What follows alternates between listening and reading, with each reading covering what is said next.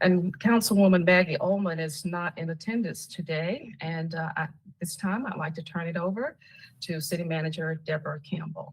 Thank you, and good morning again. Hello, everybody. We have a fairly lengthy agenda for today in terms of our briefing for our work session that's scheduled for November the 14th. We will have Ben Woody, who will be providing us with the overview of the work session. I believe we also have a facilities needs assessment work session as well. We have also guests who, under the other issues and updates, will be providing some information as it relates to how city investments can make housing access more equitable, would be from the Thrive organization, and then an update on a very important issue as well, the Greenway Master Plan. So now I'll turn it over to Ben Woody to provide an overview of the council agenda. Thank you, Deborah. And again, good morning, Vice Mayor Kilgore, members of council. We don't have a lot of public hearings on this particular agenda, but we do have a pretty large consent agenda. So as is normally the case, I'm going to highlight a couple of items from the consent agenda.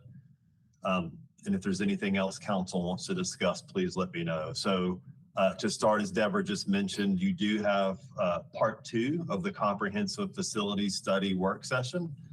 That'll be scheduled for Tuesday at 3:30, and we'll have the capital projects team there to continue that discussion around the facility studies. Moving to the business meeting at 5 p.m., we do have one proclamation for Hunger and Homelessness Awareness Week. On the consent agenda, we have several items, and I'm going to run through a couple pretty quickly. Again, just let me know if I miss anything or you have any questions. Starting with item B, this is a resolution that authorizes up to a 5-year contract not to exceed $1.5 million to replace and implement the city's current permitting platform software. Real quick note on this, it is a pretty big price tag. But the funding for this software comes from the DSD technology permit fee. So we have a 4% fee that's assessed to permits that's used for purposes such as this. So that would be where the budget comes from for this item. Item C is associated with a permanent repair needed for a landslide site that was associated with Tropical Storm Fred. So there are temporary repairs in place, and this is helping to get the permanent repairs in place for that landslide site. The city's obtained all the necessary easements for this work from all the impacted properties except for one. So we have one outstanding property. This is a condemnation for this last easement, and it's necessary again to complete the permanent repair. The estimated funding needed for this last easement is about $8,000. Moving on, item E is an item that is very familiar to this council. This is a resolution authorizing the city to move forward with a $245,000 contract with Hazen and Sawyer to develop the preliminary engineering report for the East Asheville Booster Pump Station. Execution of this contract will implement one of the key recommendations from the council-appointed independent review committee that did an assessment of our 22-23 water outage event. Any of the improvements that the study identifies will become part of the water department's ongoing capital improvements program.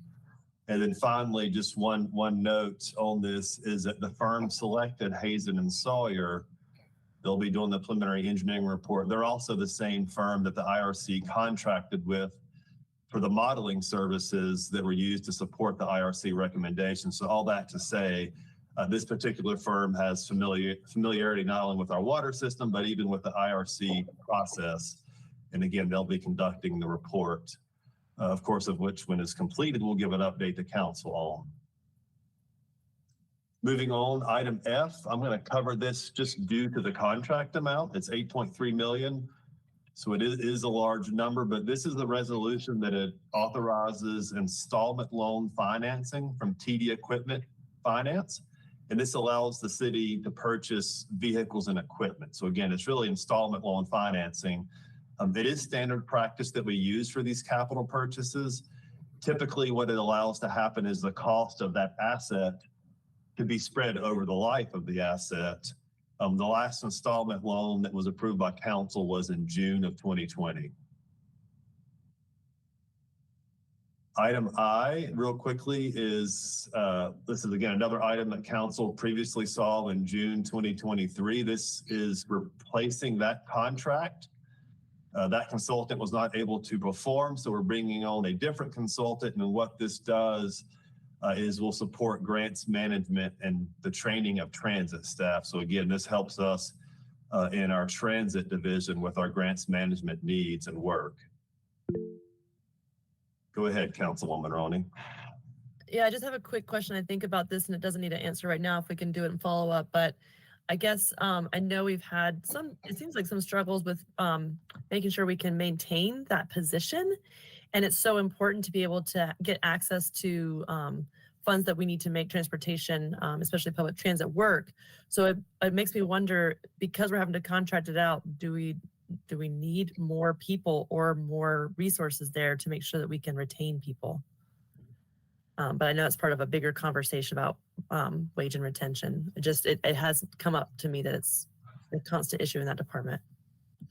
And I would also add, Ms. Roney, that it is a challenge for us, not only in transit and transportation in terms of grants management, but throughout.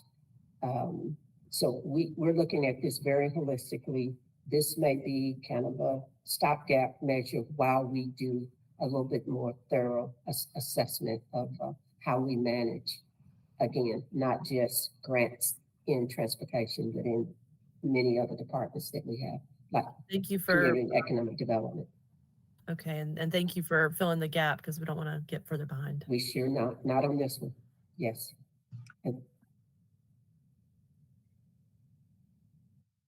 Thank you for that question, and a very, very timely question, Councilwoman Roney, because the very next consent agenda item, item J, is another contract in transportation that actually supports our security guard position, which is another set of city positions that have been historically difficult for us to fill.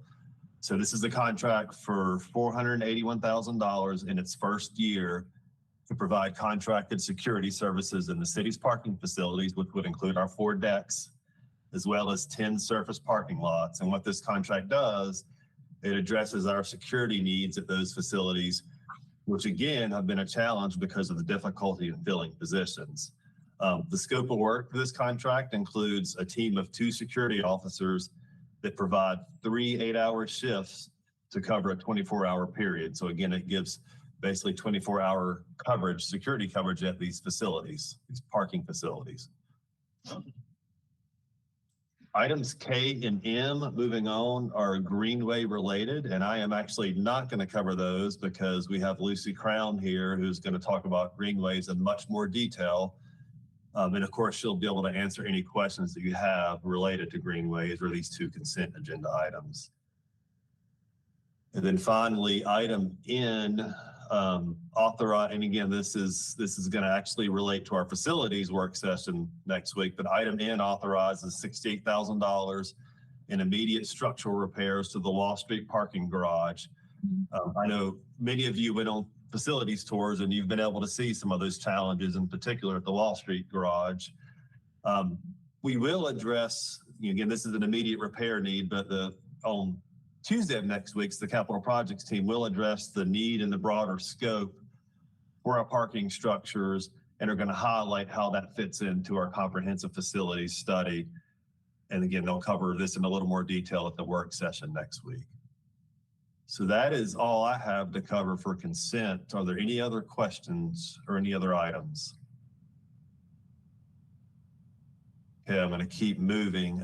We do have a manager's report at our meeting. We only have one item. We'll have Jamie Matthews there, and she will be giving you an update on the upcoming Tourism Development Authority application period. So we're going to give a review of that process and some of the projects that may be good candidates for those TDA grants. So I'm going to move to public hearings. We only have one public hearing, and this is actually the last item on the business agenda. This is a conditional zoning request. And Allison, if you can go ahead and show the aerial photograph for this one. The address is 2 Butler Road. It's located off of Long Shoals Road. You can see Long Shoals Road at the top of the map. And of course, it abuts Lake Julian. Request is a total of 8.88 acres. It has, again, the frontage on Long Shoals Road, accessed by Butler. The site is currently zoned Community Business 2. They are proposing, and Allison, if you can show the site plan next, they are proposing a residential development here that would include 279 units in 5 4 to 5 story buildings, along with some other related site amenities. And you can see the proposed layout. You can see the 5 buildings there. The reason this comes to you is because any project that exceeds 50 residential dwelling units is required to have a conditional zoning approval. So that is why it's coming to you. It is, again, 279 units. The applicant, within that unit mix, they are proposing a minimum of 10% of the units to be affordable at 80% AMI for a minimum of 20 years. This did go to the Planning and Zoning Commission in October. That body had a number of conditions that they discussed and asked the applicant to address.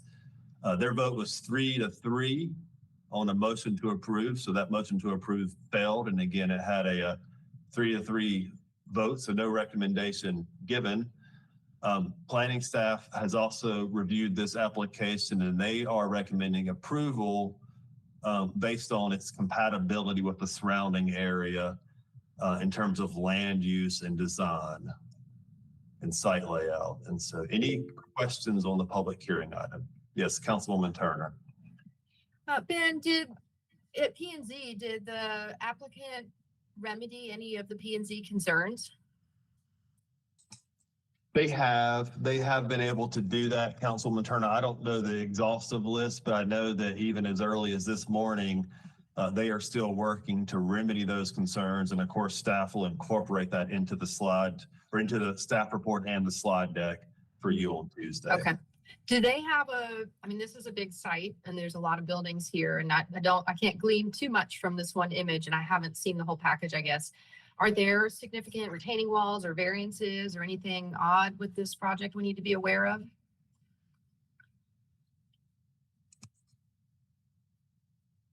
I can't answer that with certainty, so I'm not Okay. going to, but I know the planning staff are listening in, and we can certainly make sure that we can address those items as part of the presentation on Tuesday. So thank you for that question.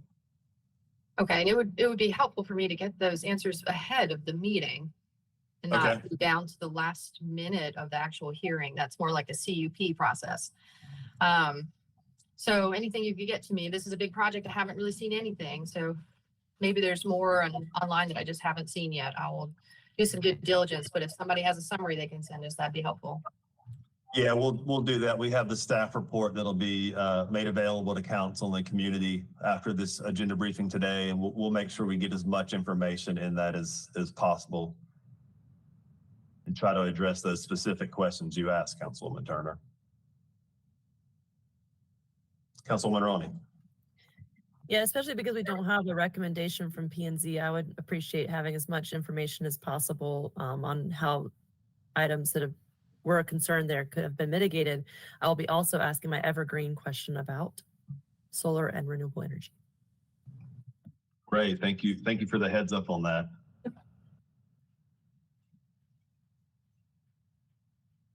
I guess it's worth saying to council while we're kind of stalled on this item, this is what we were talking about when we said we need to look into more of a cleaner process for these large housing applications, kind of like we did the hotel moratorium and the overlay. I just wonder if it would be helpful here. Like, it feels a little, it's hard to get all these projects in the same streamlined process. Yeah. And it's the unit count in this case that gets us there. So we have options to look at, like increasing the unit count that you can go through a buy right process.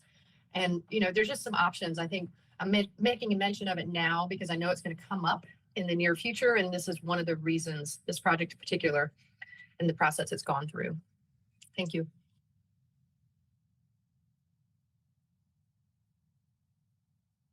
Hey, thank you for the feedback. And again, I know planning staff is listening and will be prepared to provide that information.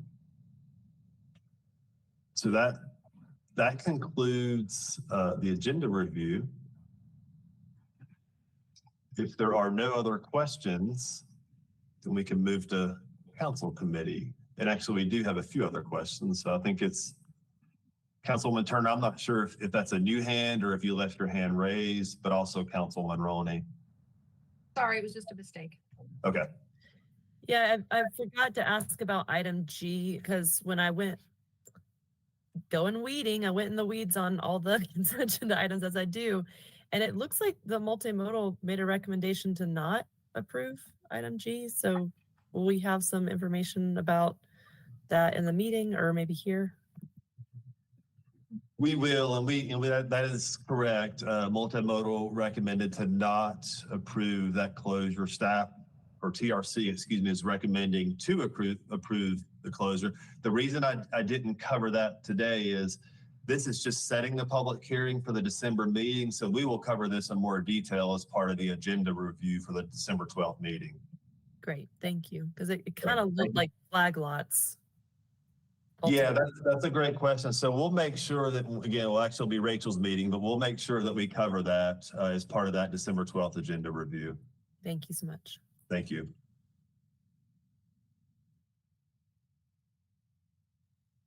Okay, I'm going to move to the council committee. We have all six, because we only have one meeting in November and December. We have all six council committees we're going to cover today. So I am going to start, or one council meeting that is. I'm going to start with my two are first. So first we have planning and economic development, which meets Monday, November 13th at 4 p.m. We have three items on the PED agenda. We have an annual update from our MMTC commission. So we've been having the as part of our work plans, we've been having advisory boards come to council committees and provide updates, and we'll have that from MMTC next week. We also have the planning department who are going to provide an update on the Patton Avenue corridor study. As this council remembers, we have worked with the MPO to fund a corridor study for Patton Avenue, and that goes from the Bowen Bridge to Pack Square. So it encompasses that whole portion of Patton Avenue, which of course will have some significant land use impacts, transportation impacts from the I-26 corridor work. And again, this corridor study will be a great way to kind of plan and anticipate changes to that really important corridor and gateway to downtown. So we'll have planning staff there to give an overview of the study scope, the timeline, and kind of the planned engagement efforts around that. We will also have DSD at that PED meeting to provide an update on short-term vacation rental compliance. So at a previous meeting, previous PED meeting, Councilwoman Turner had asked for an update on that. So we are prepared to share that. There's a lot of great work happening around STR compliance. There's been some changes recently that we'll go over as well, but we'll be prepared to share an update on that as well. And I'll go to Councilwoman Roney for a question. Yeah, I've been looking forward to this conversation at PED, so I'll be watching, but I'm curious, will it include some conversation about where the county is as well, and where we're able to coordinate or have alignment, and or are we looking at zoning uses? Because if something is really commercial use but paying residential, like I'm curious about if that's among our toolkit considerations. Yeah, and that's with respect to STRs. Yeah. Yeah, so we will actually. We had a meeting with our chair, Vice Chair Kilgore, but chair of the PED, and that's one of the things we talked about with DSD was trying to pull some examples or see what our neighbors are doing. So I do think we're going to be able to talk a little bit about the county's plans, but it's also Woodfin, Black Mountain, and the other localities that are kind of regulating and seeing what they're doing in the scope of STR enforcement as well. So I think we'll be able to have a conversation about that to an extent. Yeah, I think as much as possible, the years of the fear of we can't do anything because we'll be isolated is like, let's not be isolated. Let's Yeah. let's be together. It would be my curiosity. Yeah, and I forgot to say Weaverville. I knew I was missing one, but yes, we are reaching out to those other jurisdictions prior to Jackson Monday. and Silva's looking at it. Yeah. Yeah. Kim, that the latter part you said though about residential versus business, are you talking about the taxing, the property tax implications for a short-term rental versus a residential, just a plain residential use? Yeah, I guess were you- one of the solutions that had come forward is if there's a property that has been effectively not residential use, then why is it being taxed? And would that be a way for us to look at enforcement in a different light, as far as like zoning compliance? So I know that I know the county has tried to approach property taxes with regard to short-term rental uses through a personal property tax, providing those property owners with an required inventory of personal property items that can be taxed when it's in the context of a commercial use. So I don't know if your staff's prepared to look into all of that, because there's kind of the zoning aspect and whatever the county's decided to do in terms of restricting the allowance of short-term rentals, but then there's also this property tax, and of course the county does that for all the municipalities in the county. So that's something they have to exercise. So I don't know if you all are looking to get a report from them on how that worked out. I think last year was the first year they did that.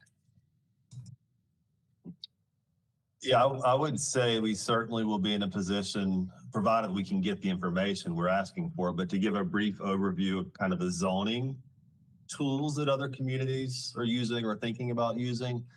The implications of a tax may be more challenging to have that fleshed out by Monday, but we can certainly ask. And it's not the implications of having a tax.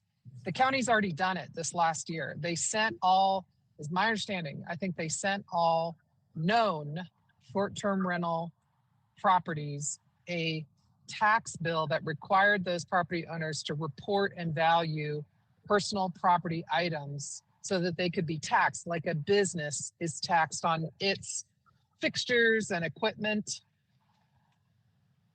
Does that make sense? If when you own a home in the city of Asheville and you just use it for residential purpose, you live in it. You don't have to inventory, your stove and your washing machine, and you don't have to do that because you're just using it for residential purposes. But if you're a business and you have equipment, you have to pay taxes on that, like a factory or the hospital or whatever. And so I know enough to be dangerous about, I don't fully understand, but I think last year they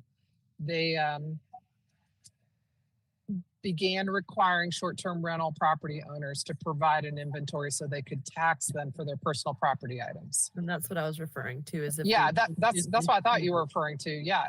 So it'd be interesting to know. They should have that data, because now, I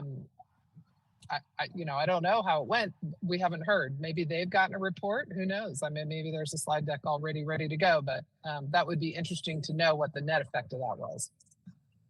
Yeah, Mark is on the line. He is hearing this, and so we will do our best to get that information from the county by Monday. Hey, so this is Sage. I'm going to jump on video. I've been eating lunch. Sorry, so I'm trying to stay off video. So I want to say a few things. First, just a really big thank you to staff. This was an ask that came from council. It was outside our normal work plan, and I appreciate that you all were able to sidetrack for a minute and tackle this kind of big subject. For a long time, our strategy has been to stall until other communities were feeling the heartache that we were from loss of rental units turning to short-term rentals, and it sounds like that is finally happening. So I'm really thankful that we're going to look at this, and I'm going to suggest, because there's a lot of questions, and I know there's going to be more once we open the book up. So I'm going to suggest it stays with PED for a while, and we do as much as we can to help get council all this information they're asking about, and maybe we can I don't know if we'll get everything from the county by Monday, but if not, we can add it to our next meeting and kind of really rally around this because it's going to come down to zoning and things that are planning items. So it's a really good committee to house this. And I know it's a growing concern in the community. So they want to hear from us, and this is going to be really helpful. So just thanks for adding this to the enormous task list you already have. Great, thank you for the questions and feedback. So with that, I'll move to the next committee, which is our Boards and Commissions Committee. They meet November 14th at 1 p.m. And in addition to the usual appointments, they consider there's 2 items on their agenda. One is there'll be a presentation around amendments to the Public Art and Cultural Commission Ordinance. Those are a set of amendments that commission and staff have worked on together. One of those will expand the purview of the commission to include outdoor special events. And the other focus is changing the membership structure of the commission to include seats for some of our key partners in the art and cultural space. And if there are no questions on boards and commissions, or excuse me, the second item is, I almost didn't cover that. The second item is there's a community-based realignment working group, which is kind of an offshoot of some of the conversations we had around the structure of our advisory boards and commissions. That citizen, a resident-based group, has been working on evaluating our advisory board system, and they did a very robust survey that went out to current and previous board and commission members, so that the folks that have volunteered for these over the years, and they're coming to Boards and Commissions Committee to provide a presentation of that work and also report their final report and findings. So that'll be an exciting opportunity to see some of the great work done by our community members. If there are no other questions on those 2, I am next going to turn it back over to our city manager, Deborah Campbell, to review her 2 advisory or council committees. Okay, thank you, Ben. The first one is Policy, Finance, and Human Resources Committee. We meet on November the 14th at 10 o'clock. And this is going to be relatively unique in terms of it will be a joint meeting between Policy, Finance, and Human Resources, as well as with the Audit Committee. And ding, ding, ding, I've mentioned audit. This is for us to review from our auditors the audit report for this past fiscal year, 2023. Again, as I said, it will be joint. We will have a full council presentation on the audit findings, probably in December or at the latest early January. And just for kind of a spoiler alert, we did have a clean audit, but we also had 3 kind of technical items that the auditors will review in detail with the committee as well as with council at the time that we bring the report to you all.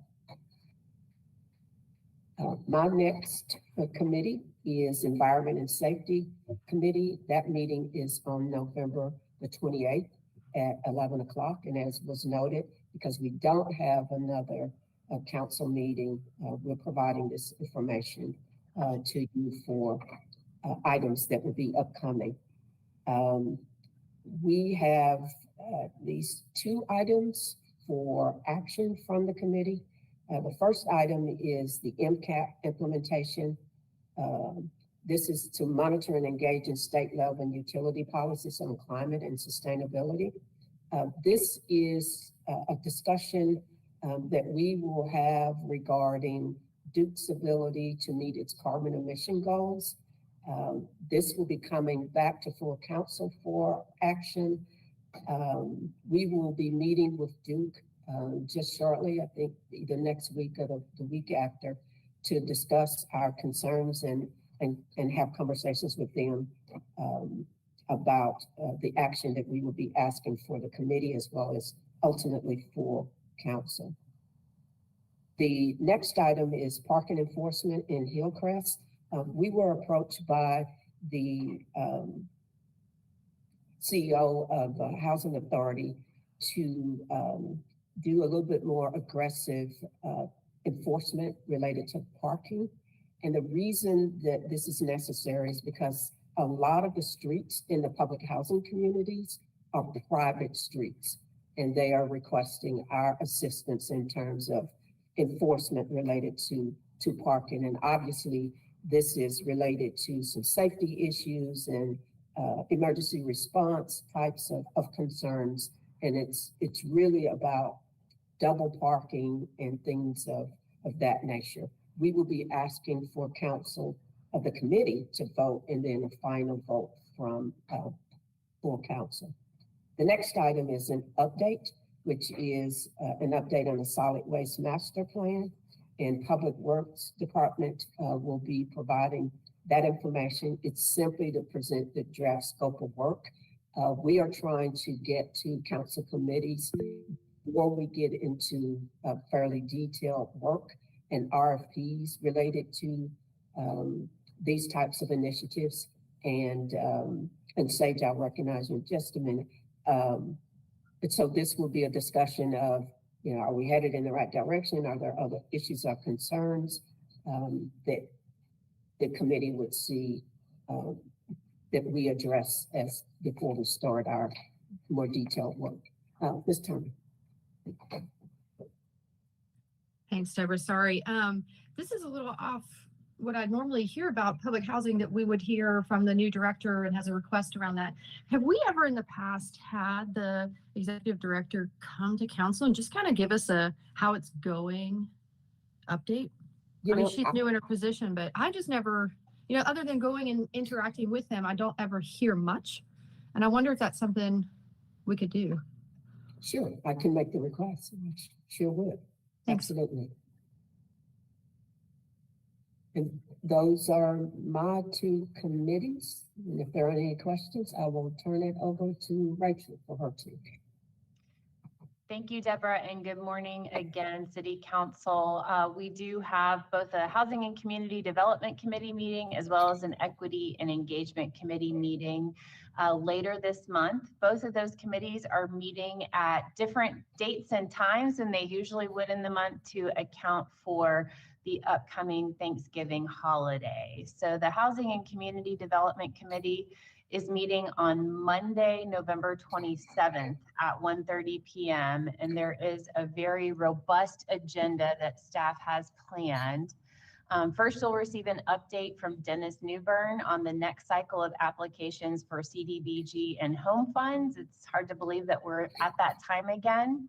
After you hear from Dennis, then Sasha Vertunsky will provide an update on the timeline for the next round of applications for the Housing Trust Fund. As a reminder, last year was the first year that we synced up our Housing Trust Fund application process with the county's affordable housing funding process to provide more predictability to the development community, and then also to provide City Council with an opportunity to review all of the applications at the same time. After Sasha talks about the process, she's then going to go through some Housing Trust Fund policy recommendations that have been made by the Affordable Housing Advisory Committee. If the committee is to a point where they feel comfortable and ready, there will be an ask at the November meeting for the committee to take a vote and recommend those policy considerations be brought forward to full City Council.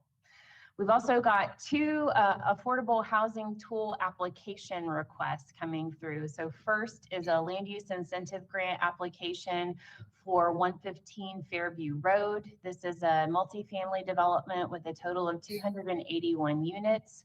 20% will be affordable, so that equates to 57 units at 80% AMI for 20 years. So the total of this request would be a grant of just under 4.6 million for a period of 21 years. And this is equivalent to about an $80,000 per unit subsidy. Next on the agenda is a Housing Trust Fund request for Fairhaven Summit. Fairhaven Summit previously received a Housing Trust Fund loan in the 2022 cycle, and they have had a funding shortfall and are requesting an additional $475,000. Staff is actually currently analyzing this request, but generally they're supportive of the request, and we will have additional details leading into the November HCD meeting. Moving on to Equity and Engagement Committee, another very robust agenda. We are meeting on a different date and time than would be typical. We're going to meet on Thursday, November 30th at 11 a.m. and really appreciate the committee members' flexibility on finding an alternate date for us to meet. First substantive item on the agenda, you'll receive an update from Dawa Hitch on progress made for the ARPA-funded Community Engagement Academy program. Next, you'll hear from Rachel Taylor as we start planning for round 4 of the Strategic Partnership Grant Program. We are currently planning to open applications for that next round of funding in December, and so want to get feedback from committee members prior to finalizing the details for that application process. Then you'll hear the standing reparations and cease the harm update from Brenda Mills. And Brenda, although we all know she has announced her retirement, has been extremely busy. So we have 2 other agenda items coming from the Equity and Inclusion team. One will be an update on the Organizational Equity Action Plan, which has been taking place over the past several months, and really appreciate the leadership of our Equity and Inclusion Department in working with all of our departments on the development of their respective equity action plans. And last on the agenda is a discussion from both the Equity and Inclusion Department as well as City Clerk's Office on work that they've been doing to make service to advisory boards more equitable and accessible. And this includes an approach for accommodation as well as compensation for advisory board members. Ben previously referenced the realignment working group. The City Clerk's Office and the Department of Equity and Inclusion have worked with that realignment working group to develop some of the recommendations that we will be presenting to Equity and Engagement at our meeting in November. And that concludes the agenda. I see we have a hand from Councilmember Turner. Yeah, this is kind of, it might feel random, but the Reparations Commission, I know they're winding down, there's requests to continue, all this stuff. A lot is up in the air, but are they at all talking about this issue and request from Peak Academy? Is it not coming up? Can we ask them to talk about it, or is that not well timed? I think from a timing perspective, the impact focus areas, of course, education is one of the 5 IFAs, are finalizing their draft recommendations and are actually starting at the December meeting to present and receive feedback from the full commission on those draft recommendations. So from a timing perspective, if there was to be consideration around recommending reparations funding for Peak Academy or other institutions, now is actually probably one of the best times for those conversations to take place, because the list of recommendations is still very much in draft form, and the committee is going to start reviewing those recommendations, as I said, starting next month. So is there anything that we could do, or I or a majority of us were interested in hearing that council could say, hey, can you all put this on your agenda for discussion? Is it a moot point? Is it, I may be the only one that feels that way. I would be a little bit worried about a one-off like this. They have an incredible education IFA that has done a lot of work. They've done a lot of work in community. They've had community input sessions and roundtables. They've presented at the event at UNC Asheville. So I don't know.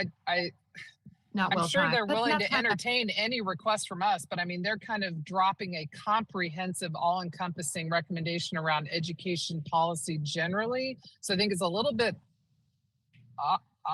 it's kind of like, do you want to buy crayons for this one classroom? And they're talking about like the structure of education. I totally understand. And I just wondered if it had even come up, but I understand it's maybe not timed well, and I'm not abreast of all of the comprehensive things they're about to drop. So that's why I mentioned it. I just wasn't sure. Seems like there's some overlap, but.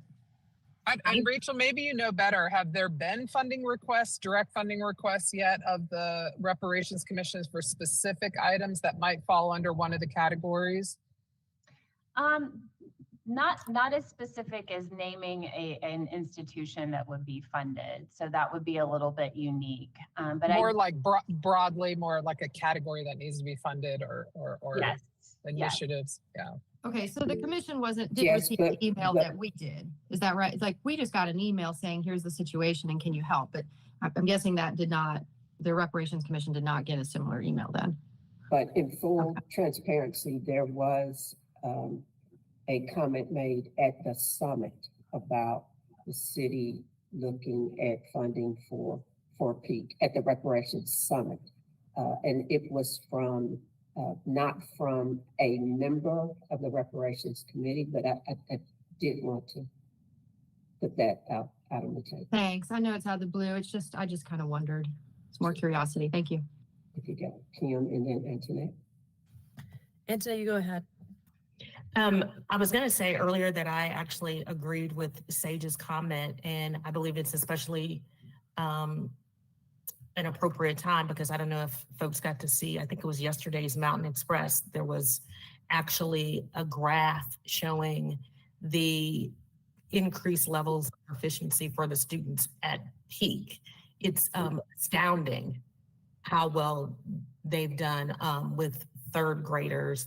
I don't have the exact numbers, but there was definitely a comparison between Asheville City Schools. And I believe like in the math section, it was around 16, maybe 18% of Black third graders in Asheville City Schools were proficient, but it was like over 64, 65% at peak. And Wow. in each category, the students at peak were above the state levels. So they've managed to close this gap in just a few years. I just wanted to point that out. Amazing. I wonder if we could get that sent to us. I'd like to see that. we can include that information in the follow-up materials. And just to kind of round out this conversation, Ben did not cover this on the agenda, but the Equity and Engagement Committee at their October 13th meeting did approve $50,000 in strategic partnership grant funding for Peak Academy, and that is on the consent agenda for November 14th. Also, just want to make a quick plug. As I referenced, the draft recommendations are going to start being reviewed by the full Community Reparations Commission at their next meeting. That meeting is December 4th. Those meetings are live streamed, and then you're also welcome to attend in person at Harrah's. Ms. Ronnie? Thank you. So since we're having an expanded conversation here, I just wanted to let everyone know that I did submit 3 kind of buckets of questions that I was hearing from community members and after the Community Reparations Commission meeting. One is, as we're preparing to extend or hear the recommendation to extend the timeline of the Community Reparations Commission, the first one is balance. What is the existing city-county funding balances for reparations? Are we early in the process enough that we could get a detailed budget? Number 2 is funding the CRC support. So I'm hearing that we should not extend the contract from the reparations budget, but we should do those 2 things separately and maintain the reparations budget allocations for the recommendations. And then the third one is, has there been a formal recommendation from the CRC to hear these kinds of questions on the agenda or not? So I submitted those questions to the city manager and the county manager's office, and understand that Dr. Armstrong from the county may be able to answer some of these questions. So I'm hoping to provide those in enough time before our Equity Engagement Committee meeting that we might be able to provide some more answers. If and when the CRC asks them, we'll just have more time to answer.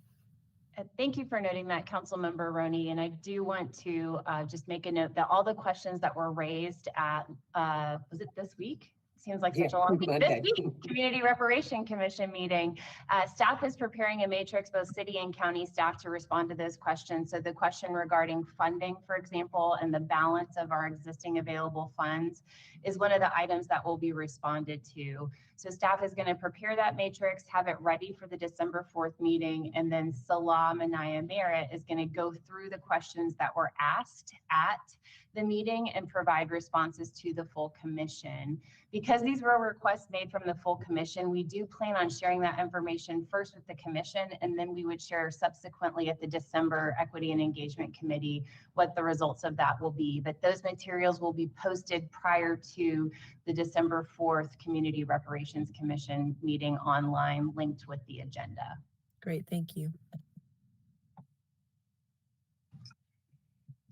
And that concludes the overview of Equity and Engagement Committee agenda. Okay, I'm going to jump back in and review the 8-week agenda. The most important thing to note from the 8-week agenda is you only have one meeting in December and of course one meeting in November.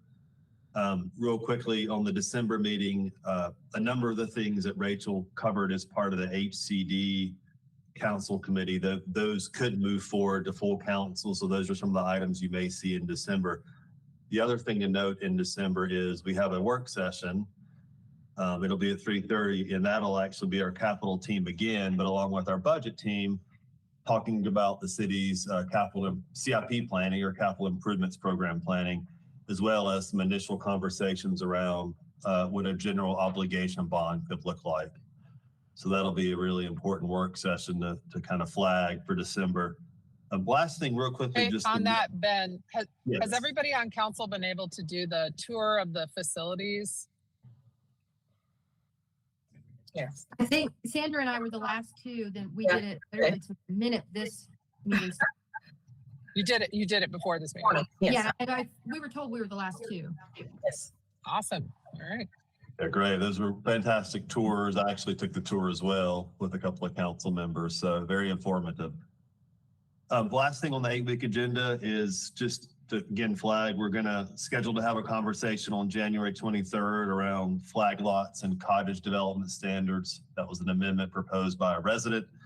The missing middle housing study is hopefully going to be ready for public review later this month, and then we'll of course schedule that for PED, possibly HCD. But just to note, we will spend some time discussing and working through the missing middle housing study as we move towards that January second meeting around the resident text amendments for flag lots and cottage development standards. So that concludes my portion of the agenda review, an 8-week agenda review, and I am going to turn it over to Deborah, I think, to kick us off for our other issues and updates items, of which we have 2 today. Sure. Thank you, Ben. The first item that I noted earlier when we started this meeting was around affordable housing and how well are the tools that we have in our toolbox are working to address and meet the needs of particularly those individuals at 80% AMI and below. We worked with Thrive to assess, kind of bring us some information back. This information will be fed into how we are looking at our affordable housing policies, as well as looking at the tools that we use to incent and support the development of affordable units. We have a number of people here, but Sasha, if there's anything else I overlooked, or Rachel, please chime in if you would like to add any additional intro with regards to this presentation. And I also believe that someone asked that we bring this back to full council to hear, because it has gone to Housing and Community Development Committee. So I'll turn it over to Sasha or Rachel if there's anything else needs to be added. Thank you, Deborah. You covered it great. So this is a presentation that was first delivered to the Housing and Community Development Committee at their August 21st meeting. A lot of what's being presented is the body of work that has been funded through the $135,000 ARPA grant that Thrive received. And I believe we are going to introduce the new executive director of Thrive, Casey Gilbert, and then Casey can have her to lead the presentation. Great. Thank you, Rachel. You're ready for me? Okay, wonderful. Thank you all. And Garrett's here with me as well. He's got some slides that we're going to present, but I'll just kick us off by saying good afternoon, counselors, mayor, vice mayor, and staff. As you said, I'm Casey Gilbert, the new executive director for Thrive Asheville, and I'll be working side by side with Kate Pett, who you know very well, as our deputy director, and we'll continue to produce research and reports, programs with impact and meaningful advocacy over the coming months and years. So thank you for inviting us here today to talk to you about the Opening Doors report. That's why we're here. And it's truly a reflection of the teamwork between Garrett and Kate, and an incredible amount of support from city staff. So just want to thank them and applaud them for their partnership on this. It's been a true partnership, and I hope really the beginning of many more opportunities to work together. So before I hand it over to Garrett, he's our phenomenal and capable consultant, I just want to emphasize that the Opening Doors report, it's just one small part of what Thrive Asheville was asked to do as part of the grant funding that we received from the city of Asheville. And other major goals of the funding include expanding and enhancing the landlord-tenant partnership to an additional 20 families, to map the housing support ecosystem, and to develop communication tools that facilitate more matching between housing providers and potential tenants. So we welcome the opportunity to come back to provide updates on those goals in the future. But for now, I'd like to turn it over to Garrett to share a presentation with you all today. And it's so good to meet you and look forward to working with you all as time marches on. So thank you. And Garrett, you're up. Thanks, Casey. I just want to piggyback on what Casey said and thank all the council members, mayor, and city staff in the room for the work you do each day in service of the community. My name is Garrett Razik. I am a resident here in Asheville, live here with my family, and I'm going to try to fit a 40-minute presentation into the next 9 minutes. So please bear with me. Some of you have seen the presentation already. I make myself open to any questions you have. I'm willing to do any follow-ups that you wish, and will make myself available. But for some of the slides, rather than going deep into them, I'm going to give you some of the just big headlines. I also want to make sure that I thank Sasha and other city staff members who made this work possible, alongside members of the Affordable Housing Advisory Committee and other organizational leaders who provide feedback on this presentation. What you see here is the vision for this work, which is really to empower the community to better understand who is and who maybe is not benefiting from current housing policies, by really looking at the gap between what are the investments that are being made and what's the need that exists in the community. And I want to be clear that this analysis really focuses on those most harmed by inequitable systems and policies. And the data point that we're going to really kind of be circling around is area median income, or AMI, because that is a figure that is, or a measure that's used so consistently in a lot of housing decisions that get made. So right here, we have our first graph, and I'll just do a voiceover for those who are joining on the phone. What we see here is the median household income by race, ethnicity in the city of Asheville, as reported by the American Communities Survey, or the most recent data that I had available at the time. And we see here the drastic gaps in median household income, where white non-Hispanic households are over $60,000, while we have Black, African-American, Hispanic households at $35,000, their median household income or less. What you also see here is a reference line, a kind of pink or red line. I put in the 80% AMI level for a family of 4. So we have a sense of who is actually able to reach that level when we say we are building housing or subsidizing housing at the 80% AMI level. And immediately we see the big gap and really calls into the question, who is able to access housing that we sometimes call affordable. And even if I have a dashboard where you can actually like move the line, but even if we move that line down to 50% AMI for a family of 4, it would still be above the median household income for Black, African American, and Hispanic households. I want to be clear that the terminology I'm using here is not my own, but terminology used by the U.S. Census Bureau. And here we see what that data looks like over time. So same data, what does median household income look like over the past 5 years where we had data? And we see that median household income has really stagnated for Hispanic, Black, African American households. You see that was there in orange and purple, while white, non-Hispanic households, their median household income has increased. Again, that could be for different reasons. It could be for people coming in or actually income increasing for currently or previously existing households. You also see that along these other data points, these singular kind of dots. Those dots represent what 80% AMI was for a family of 4 over those years. And so you see how it kind of tracks and how it's consistently remained out of reach for Black, African American, and Hispanic households. In an ideal setting, I would have data that could cross-cut race and gender, so we can see maybe how disparities compound over different identities. But the U.S. Census Bureau did not provide those data. And so what I did was I pulled data by family type, as I call it, that also gets at gender.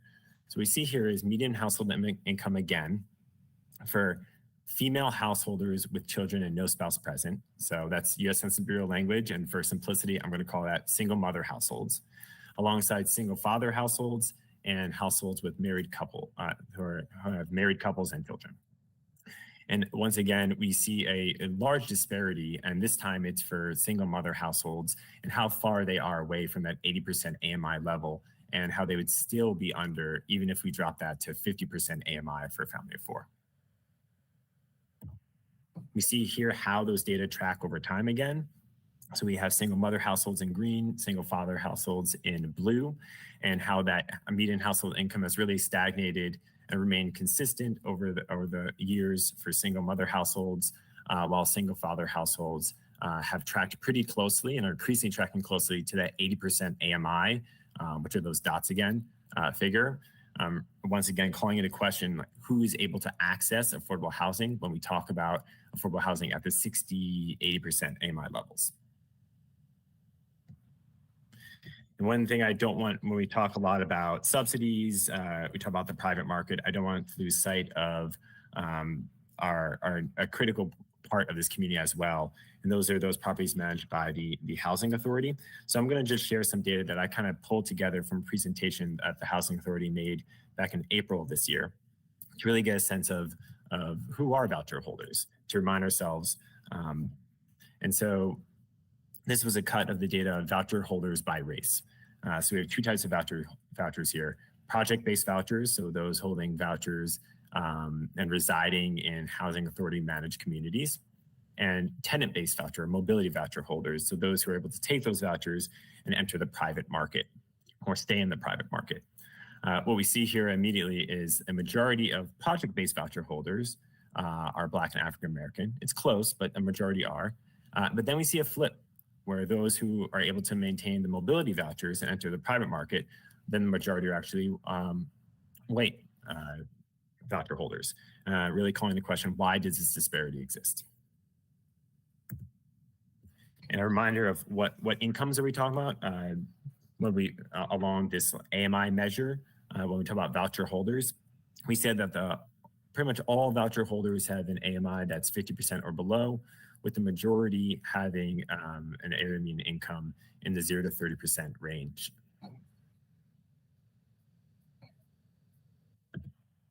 And so that was my speed through like the housing need side.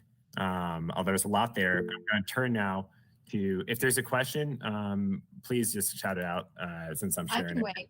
Yeah. I can wait. Yeah. Okay, cool. I'm going to transition now to the investment side rather than the need side now.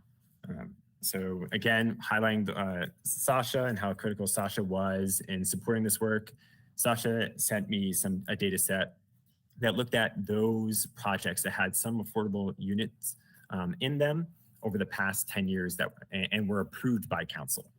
We can look at many different stages of the development process. We can look at approval, permitting, we can look at certificate of occupancy. So I want to be clear, this is not necessarily what was built. This is what was approved in the past 10 years. And what we see here is just under 1,500 affordable units were approved in the past 10 years. And when I say affordable units, I have a note here defined by serving those at 80% AMI or below. And the big headline, I guess I'll just call out here, was about 50% of those 1,500 or so affordable units leverage funds through the Housing Trust Fund or LUIGE, or plan to leverage funds if they were not built or end up not being built. So 50% were going to be funded by Housing Trust Fund and LUIGE, and the other 50% were not going to leverage funding, Housing Trust Fund and LUIGE, and we're going to leverage other sources of funding. And what I have here, again, I have a dashboard that I'd be happy to, I've shared with some of you, happy to share with anyone. But we see here is the actual unique, every single kind of circle in this graph is a unique project. So if you were to highlight over it in the dashboard, you'd see the project details. And they're color coded by what kind of funding source did they use? Did they use Housing Trust Fund there, or the Land Use Incentive Grant, or LUIGE?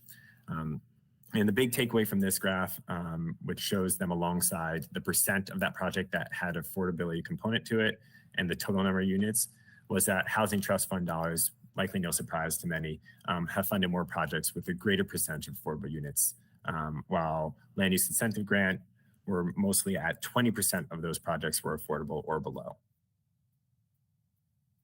And speaking of the Land Use Incentive Grant, once again here we have a graph where every single point in the graph represents a project that used or planned to use LUIGE funds. And they're color coded. Sometimes a project serves a range of AMIs. So I had to get like a little creative with the color coding. What we see here is that an overall majority of projects were positioned to serve those at the 80% AMI level. And so I think that was about 65% of LUIGE units will likely have gone to or would go to those at the 80% AMI level. And though I asked Sasha, and Sasha again has been so generous throughout this process, to let's get beyond the approval kind of framing of the work, and let's look into this data through the lens of permitted. So I asked Sasha, could you please give me the projects that have been, so this is no matter what the funding, any project that had some affordability component to it that were permitted over the past 5 years. So this is from 2018 to 2022. And what you see here is just how that broke down in the AMIs that project was anticipating serving. Immediately you see here that the overwhelming majority, I think it's about 75%, were positioned to serve those at 60 to 80% AMI in our community. And just wrapping things up, and want to take any questions or thoughts that folks have. Some just quick conclusions that I pulled from this analysis was, and don't come as a surprise to many folks following this, is that persistent racial and gender income gaps impact who's able to access affordable housing. And it seems as though that any city housing investments that really target those at 60 to 8% AMI could actually exacerbate racial and gender gaps that exist in our community. And so what we really need to do to target those who are most harmed by historical and current policies and systems is focus programs, policies, and subsidies on those at the 30 to 50% AMI level. And that's in the private rental market or in housing authority managed communities. And if anyone wanted to chime in, but please let me know. I have 2 slides left, but please go for it. Garrett, I'd just like to ask you a question. Yeah, please. Okay, when you talk about the 80% AMI and the amount of projects that actually, were funded with 80% AMI in mind, just want to ask you a question. How many of those 80% developments actually took vouchers? That is a good question. And so that is I don't know the answer to that. And Sasha, if you know, let me know. But I think that's one of the recommendations that I have here is I think we really need to there's what an anticipated accepting here in my second bullet here and really what I'd like to see further resources go toward to support the city and its efforts is really the monitoring. So we're playing this game of just like who we anticipate serving, right? Based on the project details. But we really have an opportunity to better understand who is actually served by figuring out who is ending up in the units that are built. So when we say that a project is geared toward those at 8% AMI or below, is it really only going to 8% AMI? Are there, if it's saying that they accept vouchers, did they end up accepting vouchers? So those kind of details are really missing, those monitoring details, and those would be critical to really understanding whether there's disparate outcomes, even things like who do those units get advertised to and who ends up in them. So sorry, it wasn't the exact answer, but yeah, I'm not so sure off the right now what that answer is.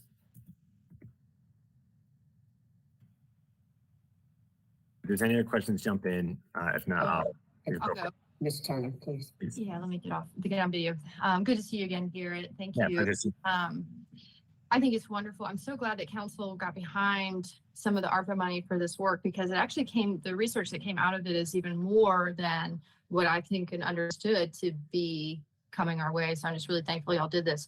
I also think it's really important that we kind of keep monitoring this going forward so we better understand. We haven't had this data before and it's extremely helpful to how we're doing with our programs.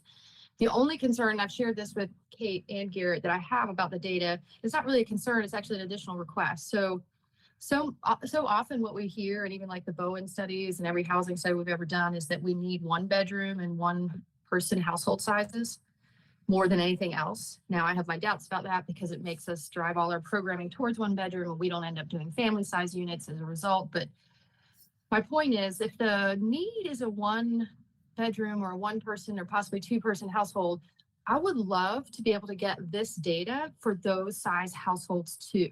Because on that very first slide, we start with a 4 person household.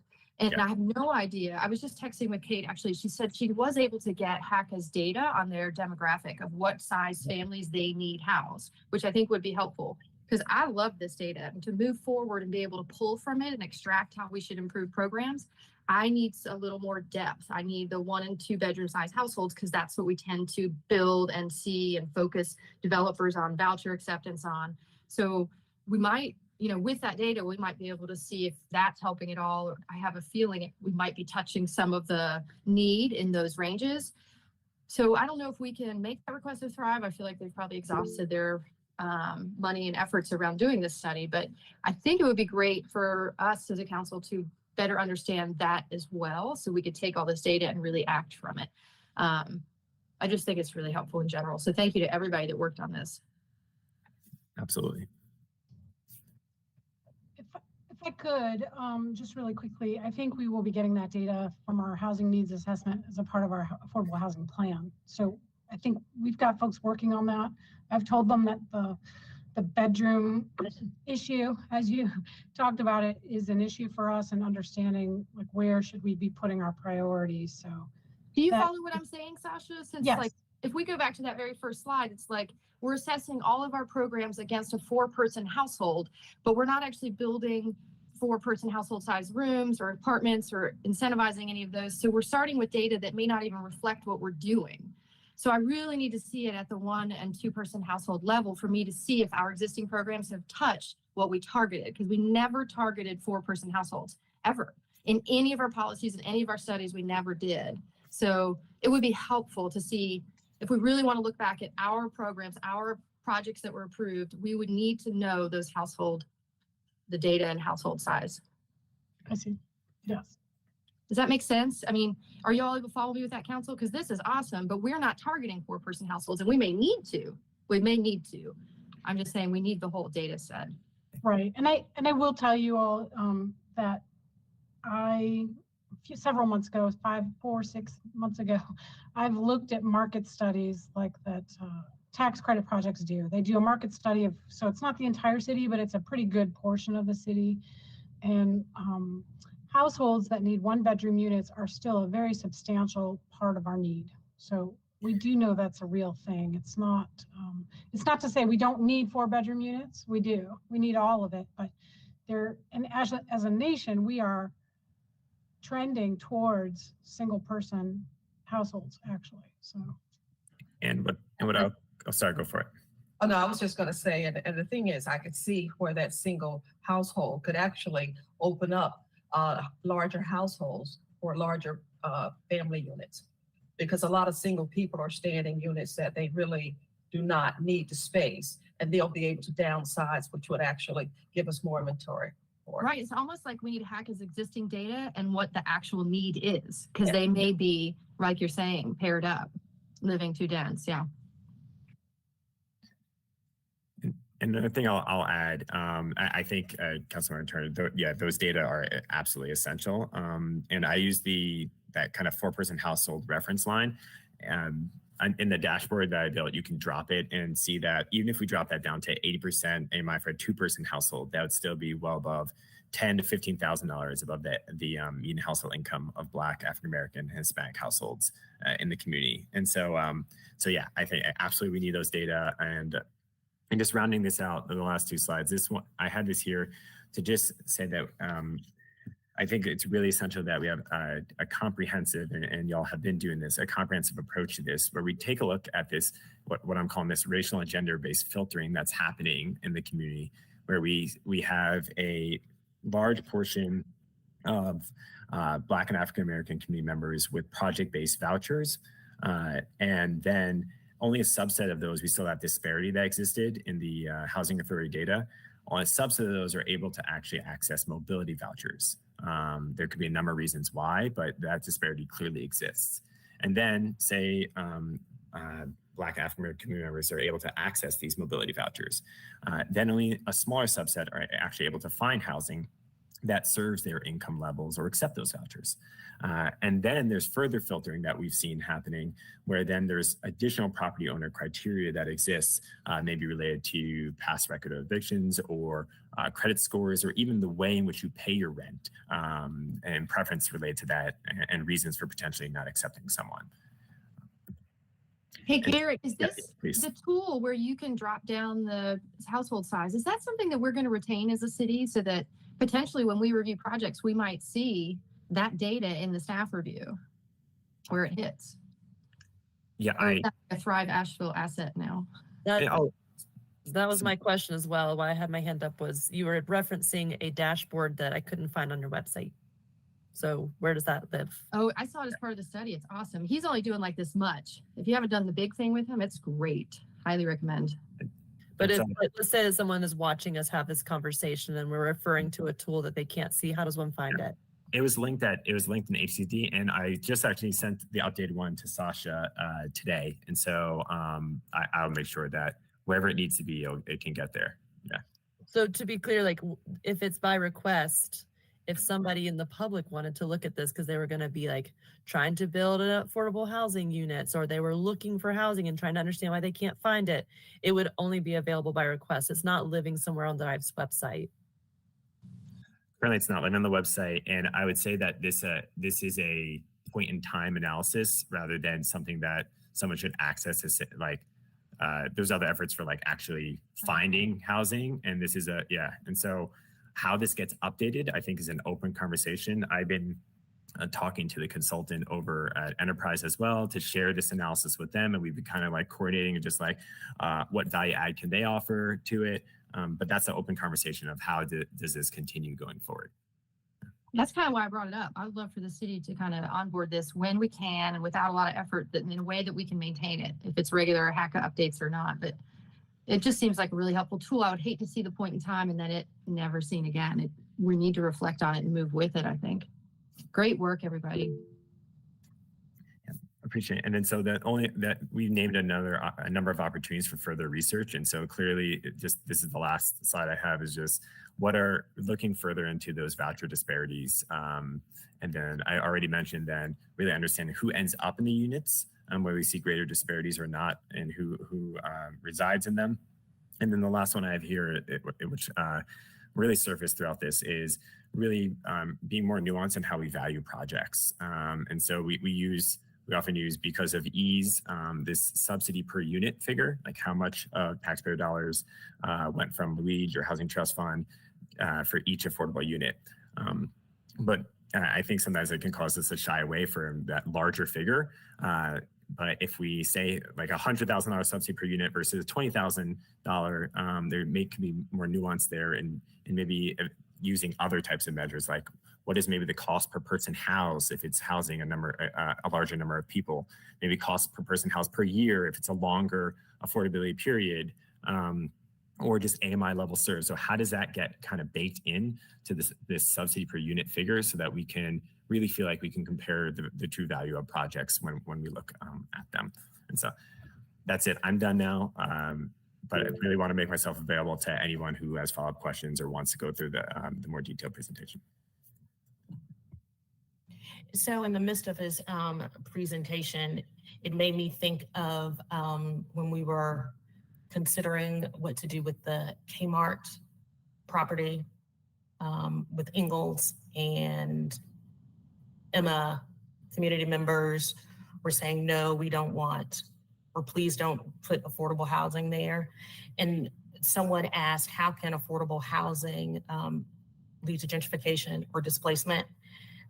Garrett's presentation is data points of how that can actually be so. I just wanted to point that out more clearly.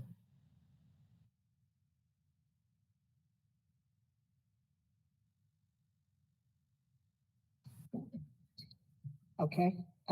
Thank you all for your work, Garrett and Casey. We appreciate, and Kate, if you're listening, really appreciate the effort, and as well as our staff supporting this effort. So with that, any other questions? I think we've got pretty good direction in terms of follow-up, additional information that's needed, and we'll try to provide as much as we can in follow-up report that'll come out either late Monday or early Tuesday for council. So, all right, thank you all so much. We'll move on. Thank you. Thank you. To the next item of, importance to our community and lots of questions. We do have a consent item regarding a Greenway Connector project, but I think you all wanted to know contextually, what is the plan for our greenways, and how does this particular consent item relate to the overall comprehensive plan as it relates to greenways? And we have Lucy Crown, our Greenway transportation expert, that is going to provide us with an overview. And I think Jessica Morris is here for backup as well. And again, I would ask Rachel if there's anything that I'm overlooking as it relates to introduction of this subject matter. Please join in. Good. Okay. All right. Well, we'll turn it over to Lucy and Jessica. Great. Hello, everyone. Thank you, Councilwoman, for letting me speak with you today.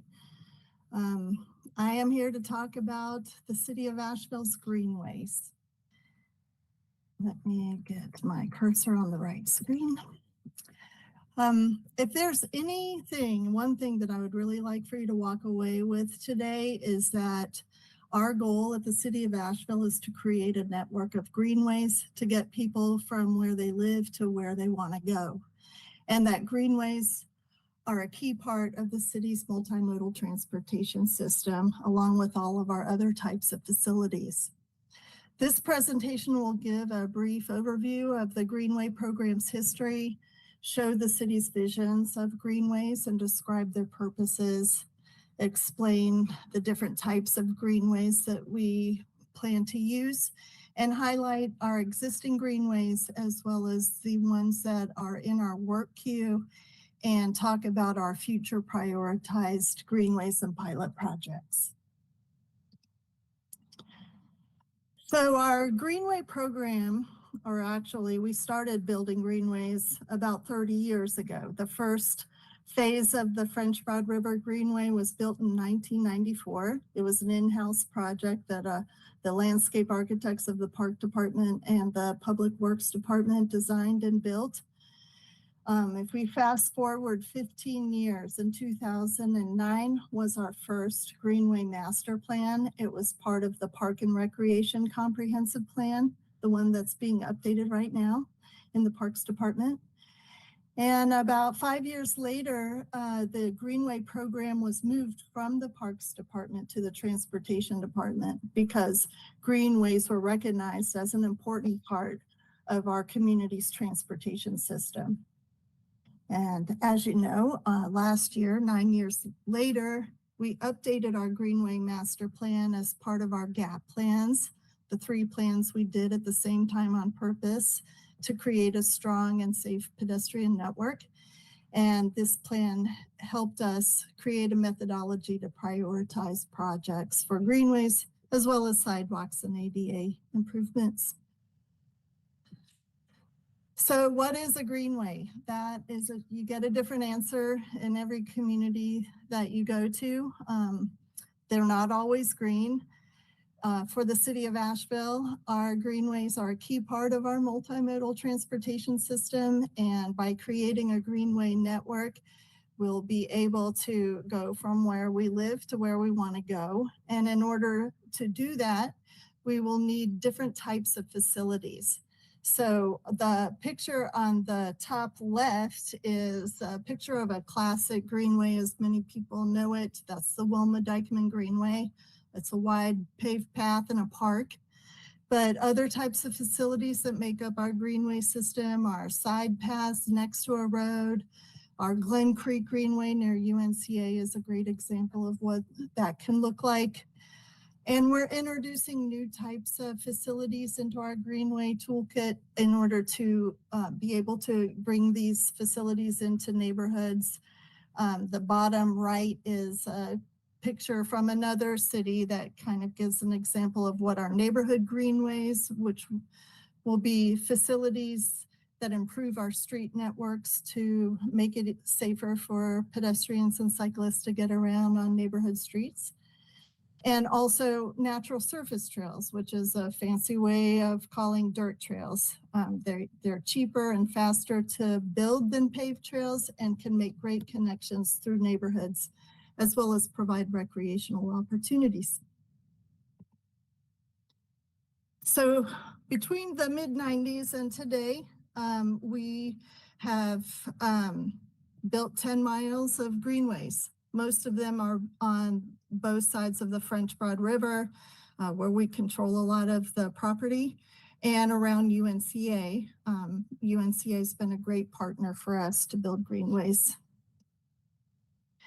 But taking a look at the projects that we will be building in the next few years, these different colored lines represent different phases, but I'm hoping that it will also show you this network that we're trying to build of connected systems.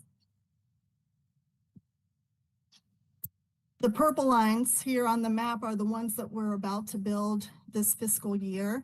The Nasty Branch and Greenway connectors are in the South Side community, and the connectors are built on each end of the future Nasty Branch Greenway.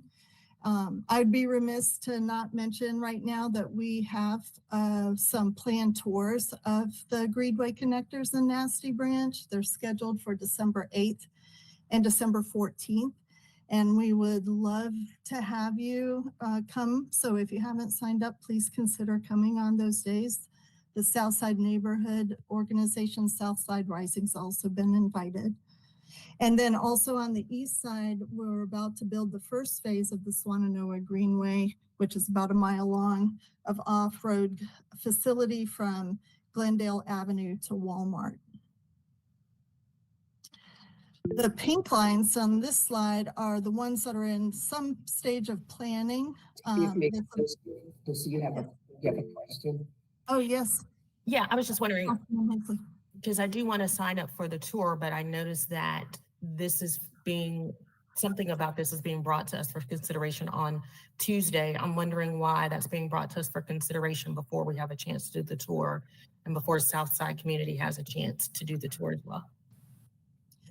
The Greenway Connectors are a project we've been working on for a long time, and we have a grant project, and the thing that's going to you for approval is a supplemental agreement, which is part of the grant from the North Carolina DOT, and is administrative piece of paper that we need to have signed and finalized and sent back to them in order to meet our grant steps. Is that for the tour? Councilmember Mosley, it's my understanding that NCDOT and the MPO actually need confirmation that council supports our acceptance of these grant funds by November 16th, which of course is 2 days after the council meeting. And so that's the reason for the timing. We've already received over $1 million in grant funding. This is another $300,000 in grant funding needed to bridge a funding gap. But it's just that the timing of needing to get confirmation to the MPO regarding our willingness to accept these grant funds. So what happened?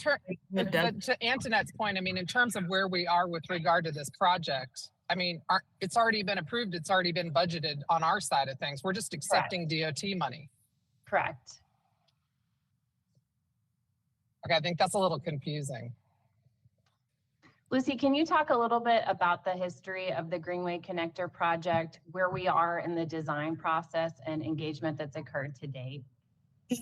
Yeah, the Nasty Branch Greenway and the Greenway Connectors were designed before I started working at the city, and public engagement had happened during that time. I know in 2016, when we received the grant for the Greenway Connectors, some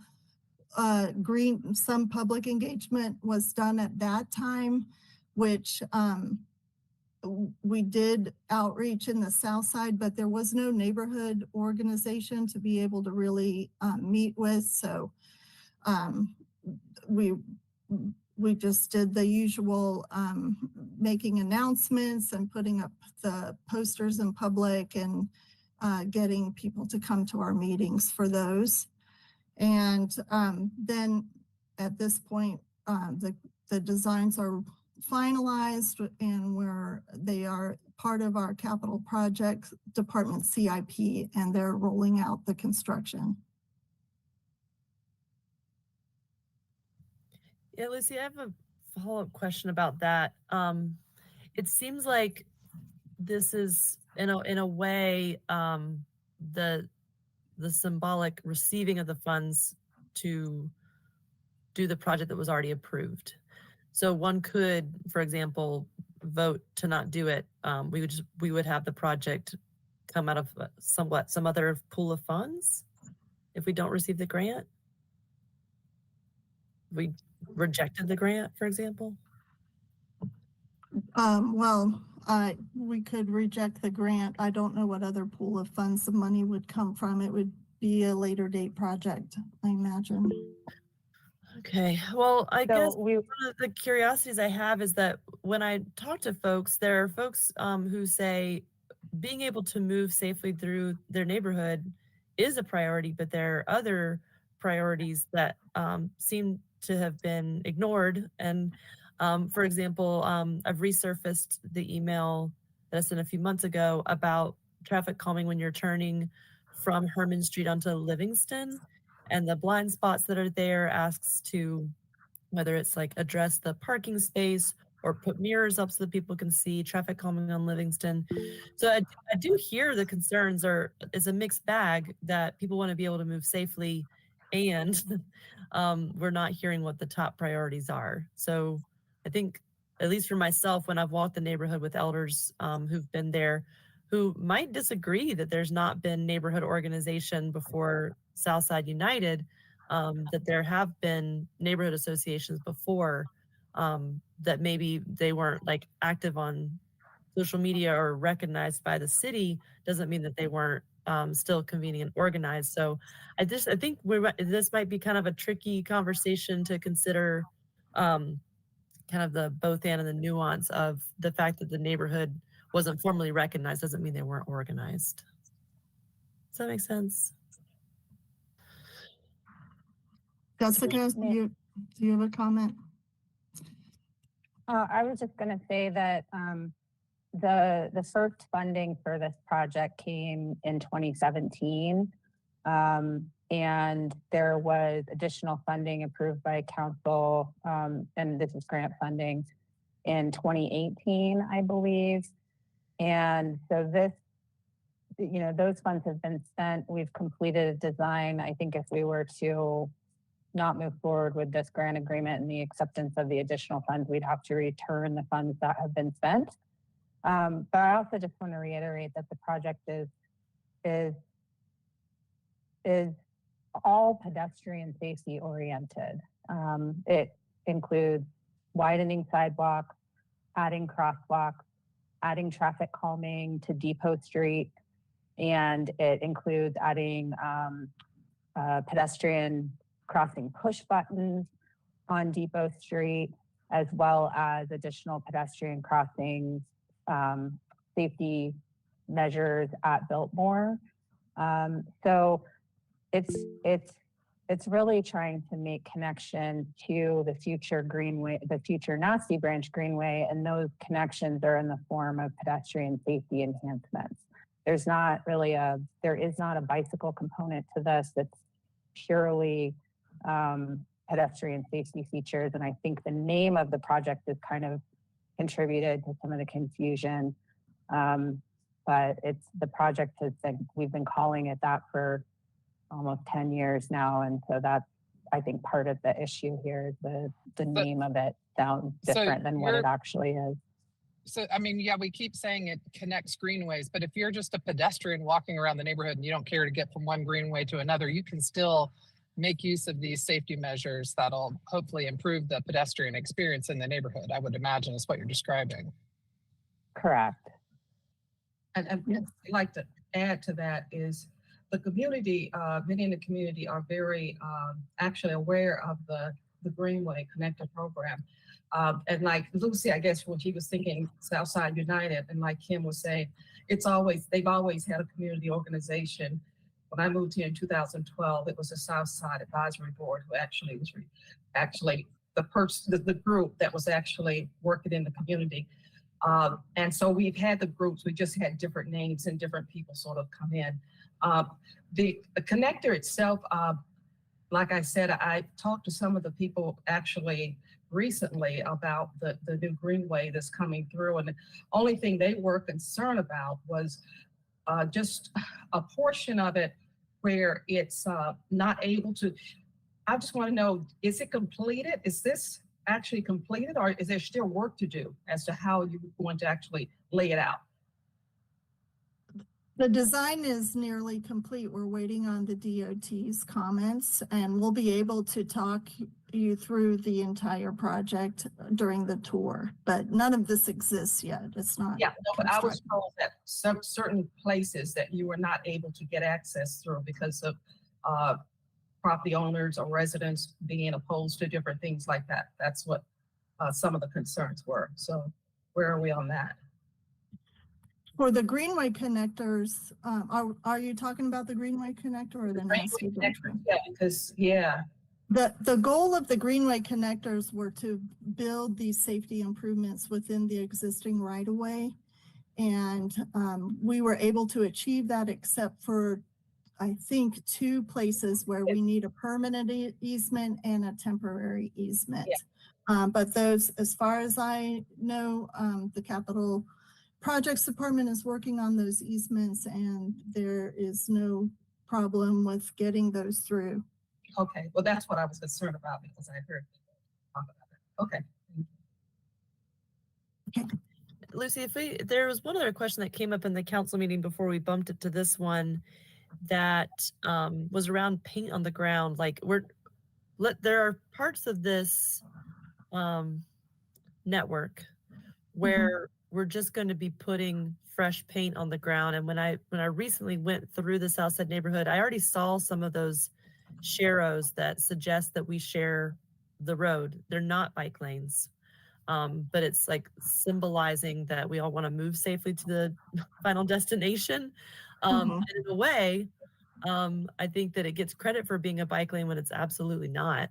But I am curious how, like, what percentage of this project is putting fresh paint on the street to hopefully make our streets safer, and how much of it is new infrastructure where you would see something like a paved path, kind of like the concept of like what people think of when they hear greenway. For the greenway connectors, none of it is a separated paved path. It is all on-road facilities. So with Depot Street, it looks like better intersections and speed cushions to slow down the car's speeds. And on the other side, down South Side and Short Cox and crossing Biltmore, is some great new intersection improvements, a better sidewalk and continuous sidewalk from Pfeiffer Street to Memorial Stadium. And share rows will be painted in the road, as well as a slip lane on McDowell Street, which will be removed in order to put the facility in. And that slip lane is something that the Department of Transportation wanted removed anyway. So it's not a matter of us taking away a traffic facility that otherwise wouldn't have been taken out. Okay, so this is interesting because I have walked along some of these corridors, and there's parts where you have to change sides of the street mid-block to get to to find some sort of complete sidewalk. So those are some of the questions that I'm hearing from folks, is they want traffic to slow down so it's safer for everyone in the neighborhood. And I don't know if we've communicated that this is the kind of design that does that, but I think we still are bumping into, we have multiple issues in this neighborhood that are a higher priority, right? And so when we hear that, but we say, but we already agreed to do this, we're just gonna still do it. I think that for me gets to the spirit of what I'm hearing is the reason this needs to stop and go slow is because the answer is no. And it's hard for us to hear that. But I wonder if the answer is truly no, if it's about the yes that we want is moving traffic more slowly through the neighborhood. And that's where I'm saying for me, it's like, it's still a very mixed bag of like, I'm gonna support safety through this neighborhood because I hear that across the board from everyone is that vehicles are moving way too fast through the neighborhood, but this is not a bike lane. So I think we can do better at communicating and also acknowledging that just because a neighborhood wasn't recognized in the past doesn't mean they weren't organized. Thank you. Are there any other questions about the Greenway connector? I'm sorry to keep going with the presentation otherwise. And we can talk about it with any other future questions you have. Continuing to talk about the projects that will be built, the first phase of the Swannanoa Greenway will be an off-road facility from the intersection of Thompson Street and Glendale Avenue off of Swannanoa River Road and follow the Swannanoa River to Walmart. It's about a 1 mile facility and it's paid for with transportation bond funds. This slide with the additional pink lines show you the projects that are in a planning stage. We have a feasibility study for the Reed Creek Greenway that will take a look at the alignments on the northern and southern ends of that Greenway corridor, as well as the Wilma Dykeman Extension, which is a combination of an off-road greenway and a multi-use path next to the road along Riverside Drive from where the Rad Tip project ends at Hill Street to the intersection of Riverside Drive and Broadway, where it will connect with the Reed Creek Greenway as well as the Woodfin Greenway. The I-26 project is part of the interstate project that the DOT will be building in upcoming years, and it will provide an off-road greenway from Haywood Road in West Asheville to the Jeff Bowen Bridge, where you'll be able to cross and hop on to Patton Avenue to get downtown on a side path. And then the Swananoa River Greenway has two projects. The DOT is working on Meadow Road from Amboy Road to Biltmore Avenue. And there is a small feasibility study from Short McDowell to Biltmore Avenue to supplement that road project. This slide shows two projects that are currently Excuse designed me, but without funding. Yes. Lucy, Miss we have a question by Councilman Vice Mayor. Kilgore. Mhm. I want to ask a question. So by accepting this funding, right, say for instance, I know like Councilwoman Mosley was saying that we haven't had a chance to walk the path and, you know, whatever, because that'll come after. And I was just wondering, as far as accepting the funds, suppose we walk the path and there are areas that can be tweaked that, you know, can actually improve the situation. Are we not able to make these additional suggestions or changes if by accepting the money?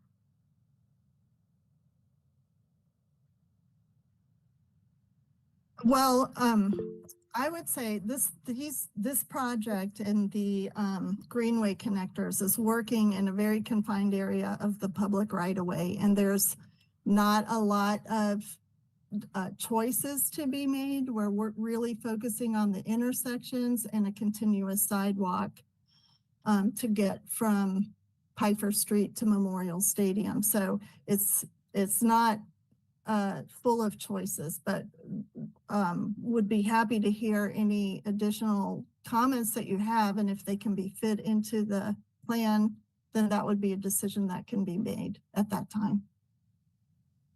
So Jessica. Yeah, I would just say that it would be helpful. One suggestion that staff would be more than happy to do is to provide additional photos and a presentation and show you more of the actual design so you can see where we're talking specifically about making the pedestrian crossing improvement and where the widened sidewalk is, help visualize it more. We could do that on Tuesday evening if desired. What about walking it tomorrow or Monday or Tuesday? It's a holiday tomorrow. Oh, right. Or Monday or Tuesday. We're more than happy to try to accommodate that if that would be helpful for any of the council members. We'd have to work with the clerk's office to make sure that there weren't any public notice issues. But I think that there could be room to change minor things because we're between 65% design and 90% design, I believe. And so there might be opportunity to change minor things, but I don't know that we could make any massive changes without having to kind of go back through a review process with the DOT. But that's something that we can have a conversation with them about. Okay, yeah, that helped a lot because like you're saying, you're not saying no. You're just saying that it will take extra steps or it may, additional work may need. Right. Thank you. That's Mhm. This slide with the dark red lines show two projects that are designed that do not have funding or don't have complete funding to be able to implement, and they are the Bowcatcher Greenway and Bocote Branch Greenway.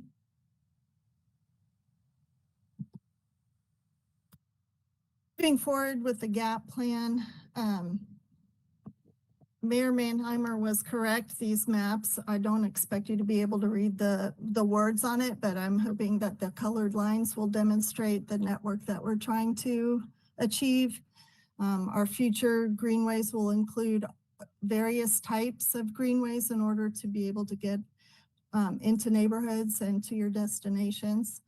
And the GAP plan provides a methodology that helps us with our prioritization and creates lists for each type of greenway. And our departments are already referring to the GAP plan to inform capital improvement planning and annual maintenance and repair programs. This slide shows the prioritized paved projects. As you can see, we're really making an effort to get down to Arden and out to Inca Candler and to the city limit at the east end where we can connect to county greenways and the Fonta Flora State Trail. Neighborhood greenways are a new type of greenway in our master plan, but by no means are a new fandangle type of thing. This map shows that they're smattered throughout our city limits, but the 7 pilot projects that were chosen were done so because they would connect to either existing greenways or some that are about to be built. And this slide shows pictures of what neighborhood greenways would look like. And the Greenway Connector project would fall into this category of a type where we are focused on intersection improvements, arterial crossings, traffic calming, speed reduction, and wayfinding to make our neighborhood streets safer to traverse. And natural surface trails are something that are introduced in the GAP plan. They're something that can be done to make quick connections in neighborhoods and provide extra recreational opportunities. We've been working on trails in the Richmond Hill Park with Pisgah Sorba, which are good examples, at least the new ones, of what natural surface trails can be. When built correctly, which we intend to do, they are very durable and easy to maintain. And we've been working with 3 groups that are very interested in seeing these natural surface trails come to being here in Asheville and have found 3 pilot projects. They've been raising the money to build these trails. And if we move forward with these trails, they are willing to build the trails and maintain them through the course of our agreement of 3 years. And after that, we can either re-up our agreement with them or contract out with a trail builder for future maintenance. City staff's been involved with easements and neighborhood outreach.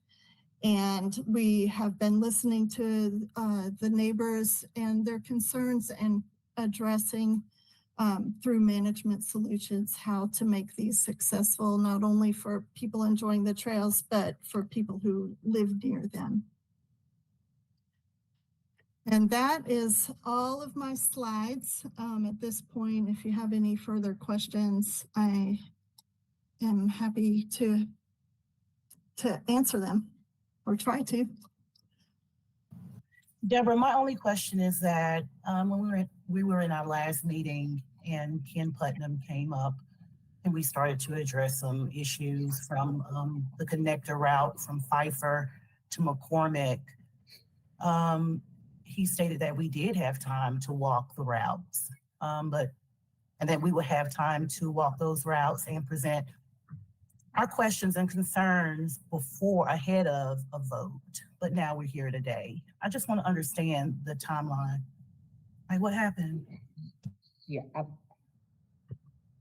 I don't recall that, and I'm going to have to defer to Rachel. Did anybody else hear that? Because I'm pretty sure that's what I heard.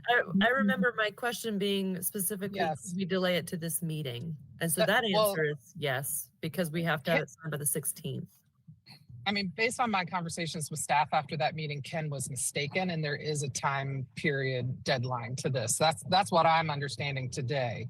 Lucy, you said, or was it Jessica, that 2 days after Tuesday's meeting is when we have to have this signed agreement back in order to receive the state funding supplement to this project? Question mark. Yes, Mayor, you are correct. I believe that was Rachel that stated that. And I think what we want to understand is, again, this project that is being proposed, at least this piece of it that is for council decision, is the connector. It's totally within the street right of way, and it will be mostly signage and markings to direct whomever to connect to a greenway system. So I'm really trying to understand what are the major concerns. Deborah, I think that the conversation around the labeling of this project is probably correct.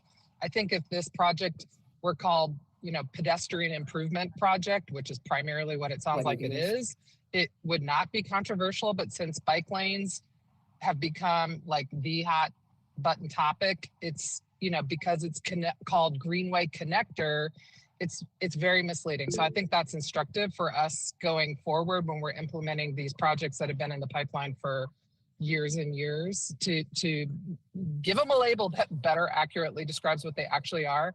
And, it's interesting because I personally have noticed that we and mostly DOT is doing pedestrian improvement projects all over the city right now. And very few of them even come to council for consideration. So it is curious how challenging it is for these one-offs that we're actually voting on because they involve, a grant, say, in this case. But there's so many others. Uh-oh, Mayor, you're breaking up a little So bit. it is, that's it. Okay, thanks. You broke up a little bit at the end, Mayor, so if there was an important point, you would. I'm Okay. done. I'm done. Okay, good I'm deal. good. Thank you. Ms. Roney, and then Ms. Moses. Antoinette, if you want to go ahead. I was just going to point out that actually the things or the areas of concern that I was hearing about didn't really have anything to do with the bike lanes. It was priorities and relating to one neighborhood in particular. It's we want to be safe. Here's what we would like to keep us safe. It's kind of like when you tell someone what you want for Christmas and they give you a great gift, but it's just not the gift that you really wanted, and both can be two great gifts. I keep hearing folks want speed bumps. Folks want speed bumps. And then we do paint instead. So that's just the trepidation that I'm hearing. I don't know. This includes speed bumps. This Jessica. includes speed humps. Right. This I'm includes thinking the speed same hump. thing. And I think that the speed hump, or speed cushion, right? The speed Yeah. cushion is part of it. But it Yes. is, Yeah. we could name it a circus running through your neighborhood. And it would it could be something totally different, but we're still bumping into the fact that when a neighborhood tells us what we want, we do something different. And there's a lot of traffic in the River Arts District that's around people enjoying the outdoors. It has health impact. But if folks end up on the end of a greenway and then they spill out into a neighborhood without direction on how to move through, I'm also concerned. I think folks are worried about gentrification and who it's for, who does it serve?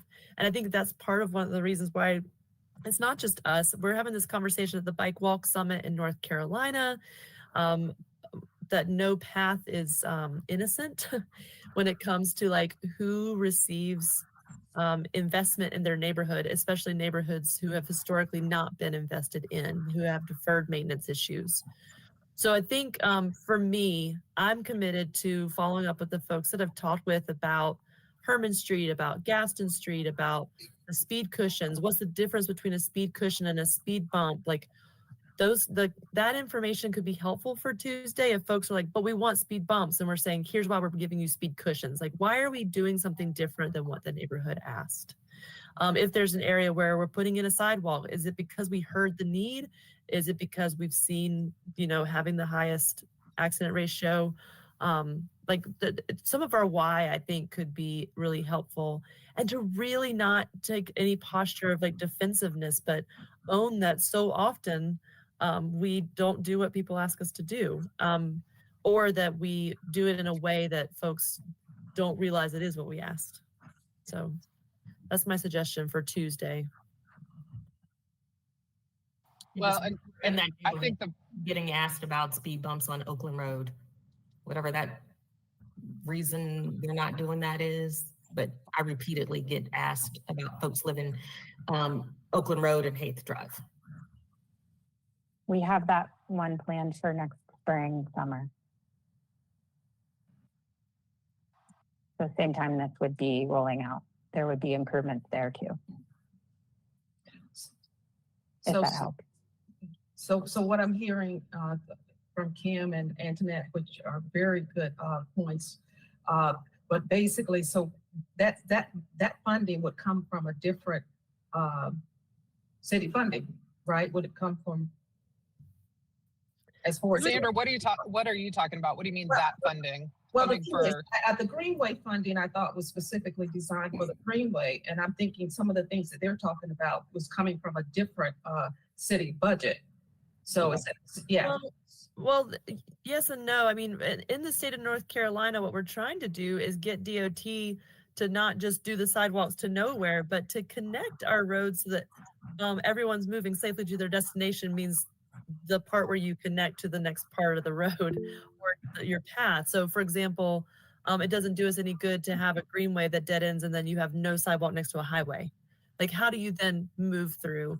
And part of what we're also working on is making sure that that neighborhoods who haven't had investment, that we don't leave them behind anymore. So I know that's part of it, but the connector part is like where the ADA compliance is and where the crosswalk is, and not just leaving people on the edge of curbs. And we see that all over the city. So I know that in 2016, when we moved from greenways being part of parks to being part of transportation, we're kind of like seeing how long it takes to do those kinds of projects and to make those kind of shifts. And I think, you know, from my time on multimodal, there were plenty of blind spots, including my own, into how we communicate and bring people along. If we don't accept the grant funding, we won't be able to make these safety improvements, which include the speed cushions and crosswalks and the sidewalks and the pedestrian improvements. And part of it is because we've packaged them all together. That's also on purpose to get the state to make these investments instead of just local residents, because when local residents are the only ones making these investments, we know that burden falls disproportionately on the south side because of our tax structure. So it's like, if we're going to make these improvements, go get some state money. This is that. Am I articulating that correctly? I think that's an excellent way to articulate it. And I think, you know, part of the challenge is communicating this issue, because, you know, when neighborhoods say, okay, you've prioritized this project, but what we really need you to do is prioritize this other thing.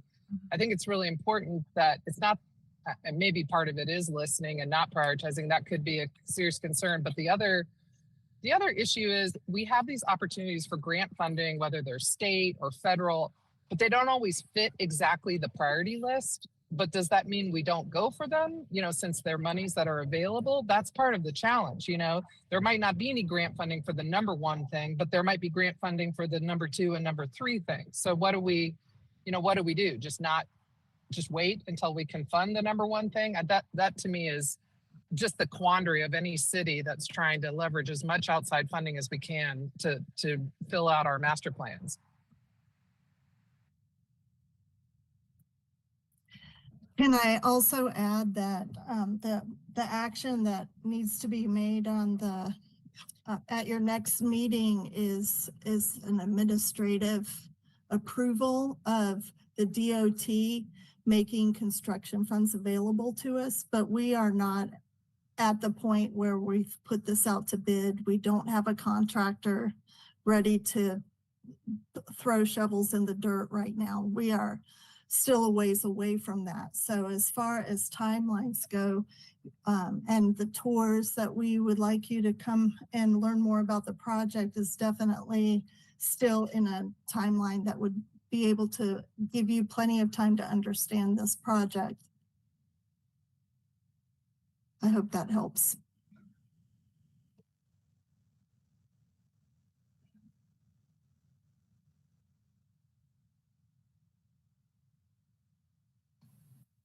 Okay, any further questions since we've kind of gone over a little bit? I guess the Lucy, thank you. thing that would help for follow-up from this for me is that timeline. If the funding element of this proves that we were like, yes, we want to get state funding to do local infrastructure, so that it doesn't fall on, the entire burden doesn't fall on local taxpayers, then the follow-up can be more engagement to make sure that we're communicating where the speed bumps are going, how that's going to impact traffic slowing down, where it fits in the timeline of other projects that are also coming forward. So maybe a understanding of what engagement looks like after would help me to be able to communicate better, more effectively with neighbors. And for me to add to that, like, are there any design constraints? Like, if there are any suggestions for changes, like, what are our limitations? We'll do that.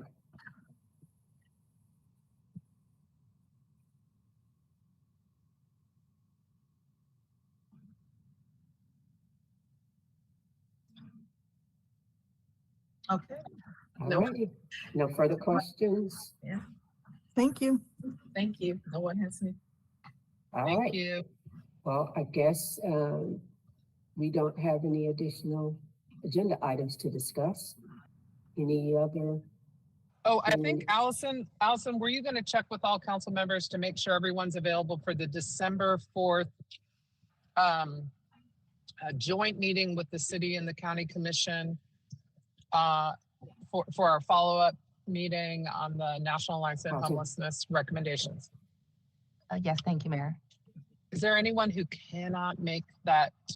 It's 8:30 December 4th, which I believe is a Monday. I can make part of it. I have a mediation scheduled for towards the end of that. Anyone else have any conflicts? That meeting is in person. Yeah, it's at the. I just wanted to make sure everybody knew that. Yeah, the meetings, we're back at Harris Cherokee in the banquet room, like we were last January. Okay, everybody else is good? All right, great. Sounds good. Thanks. All right, and on Tuesday, just to close this out, we will make sure that we have not only information about the particular greenway, but some other improvements that are planned for the Southside community. That would be okay. That would help you all get context. Yes. Okay, we'll do it. Yes, ma'am. All righty, thank you all. We appreciate you. Okay, Have a good one. bye. Bye-bye.